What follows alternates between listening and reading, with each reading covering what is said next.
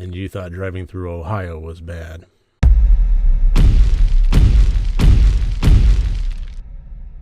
Hello and welcome to RotD Review of the Day, and today I'm looking at the 2003 movie Dead End. This one I had seen before, and honestly, just truth be told, I really liked it. This is probably my, fourth time seeing it, and I always find the same level of enjoyment with it every time. So it's kind of one that I wanted to talk about, but I try not to approach these things without a fresh point of view, so I watched it again just the other night, and here we go.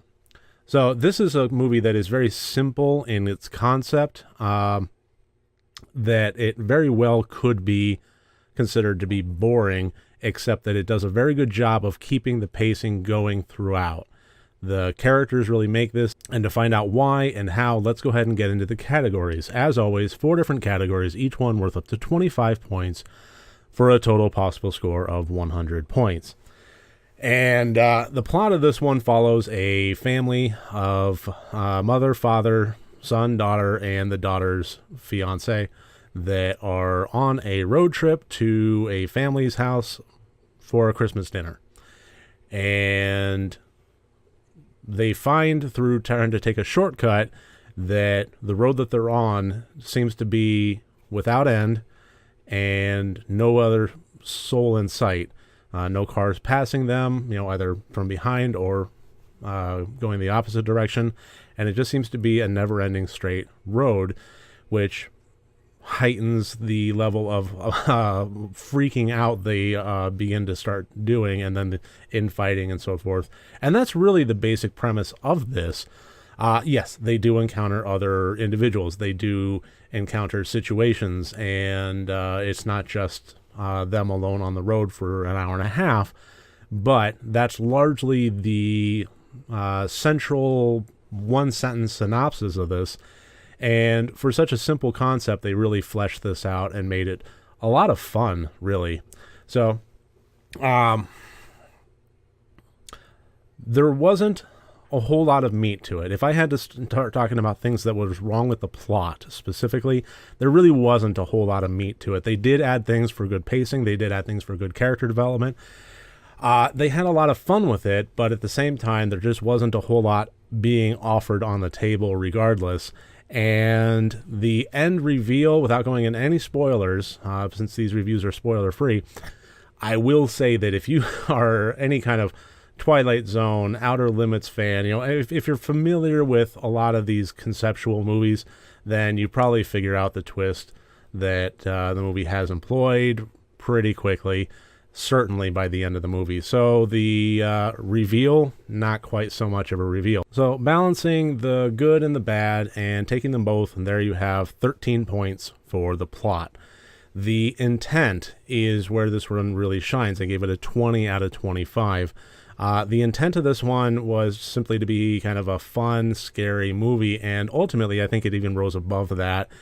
The acting, the writing, the set direction, the camera work, it all added to the level of creepiness to this. And this isn't a movie that really relies so much on, say, jump scares or even like primal terror. It's just simply creepy from start to finish, and the creepiness just keeps elevating the more this goes on.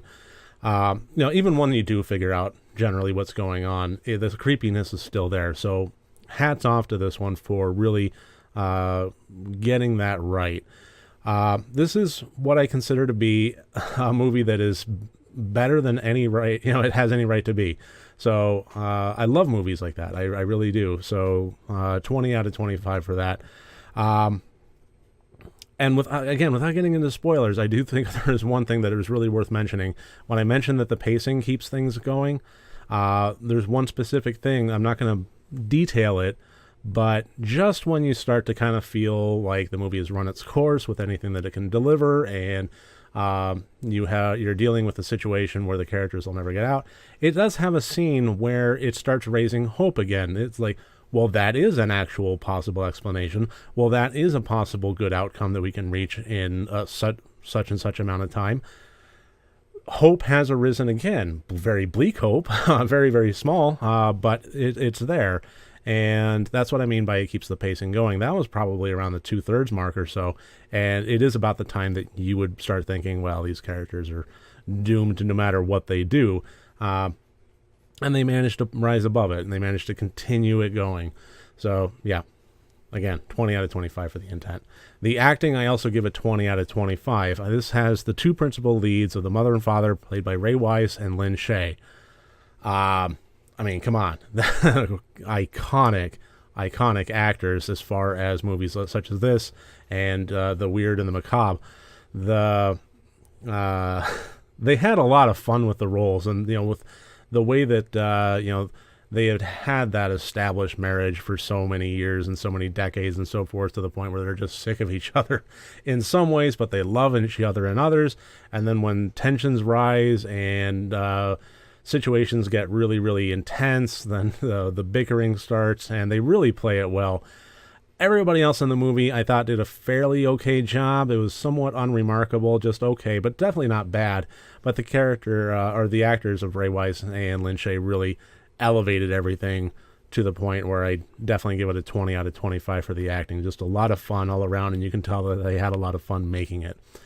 The technical, there were some really great gruesome moments in here. Some good gore, some good effects, and just a general visceral feel. Some of this was stuff that took place outside of the camera frame very purposefully, but still managed to keep a level of gruesomeness to it. There were one thing that I really liked about this, and that added to the general creepiness to it, is peppered throughout the movie are very, very long shots, like helicopter rising, or not rising, but helicopter floating above things, so that the car is a speck, but you can see that speck in the darkness with its headlights on a never-ending road surrounded by nothing but forest, just straight line. And I thought that was a really great effect that they continue to employ throughout. I just enjoyed that. I had to make a mention of it. That's all.